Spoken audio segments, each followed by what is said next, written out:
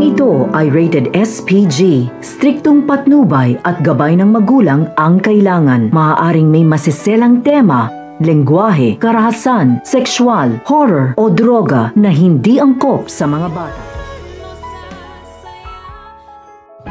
Pagsisisihan ni Zoe ang desisyon na kalagan at gagamutin sana ang kanyang lolo Pepe dahil siya pa pala ang magiging dahilan upang tuluyang mamaalam ang matanda. Wala nang nagawa si Balahadja kundi barilin na si Don Pepe sapagkat kung hindi niya gagawin iyon ay silang dalawa ni Zoe ang mapapahamak. Lalo na si Zoe dahil malalagot siya kay Moira pag may nangyaring masama sa anak ng kanyang amo. At si Zoe naman ay napasigaw na lamang at napaiyak at sinisisi ang sarili na sana ay hinayaan na lamang niya ang kanyang lolo at sana ay buhay pa ito. Nang malaman naman ni Moira ang nangyari sa matanda ay mas natuwa pa ito at parang baliwala na lang sa kanya na wala na ang ama ng kanyang asawa at mas pabor pa iyon sa kanya dahil nabawasan na ang kanyang problema. Kakayanin kaya ng konsensya ni Zoe ang nangyari sa kanyang lolo Pepe?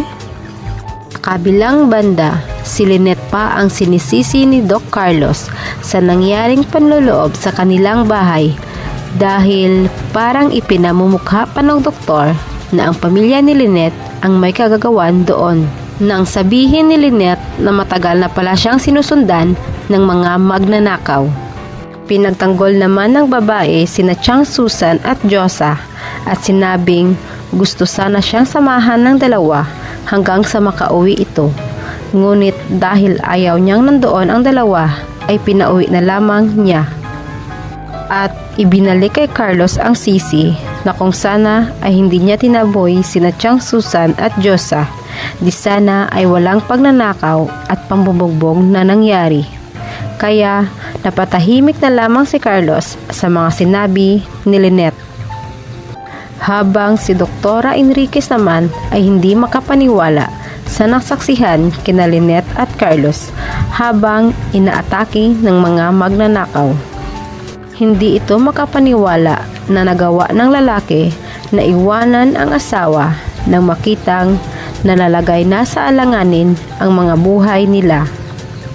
Dito ay napaisip si Doktora Enriquez kung talagang mahal ni Carlos si Lynette. Samantala, awang-awa na si Annalyn sa sarili dahil sa 2 tao na ang nalalagay sa panganib ang buhay. Napaiyak na lamang ito nang malamang muntik nang barilin si Lynette ng mga magnanakaw. At hanggang ngayon ay hindi pa rin nahahanap ang kanyang lolo Pepe. Labis na rin ang awa nito sa kanyang ama at lalo na sa kanyang tita Giselle na hinimatay nang hindi pa rin ibinabalik sa kanila si Don Pepe, gayong ibinigay na nila ang pera sa mga kidnapper. At dahil sa nangyari sa kanyang ina ay nagdesisyon si Annalyn na kausapin na si Doc Carlos para magpaalam kung pwede na siyang muling titira sa bahay nito para may makakasama na ang kanyang ina sa tuwing wala ang doktor. Magagawa kayang barilin ni Don Pepe si Zoe o tatapusin na kaya ni Balahadja ang kanyang buhay? Atin lamang aabangan dito lamang sa Abot Kamay na Pangarap.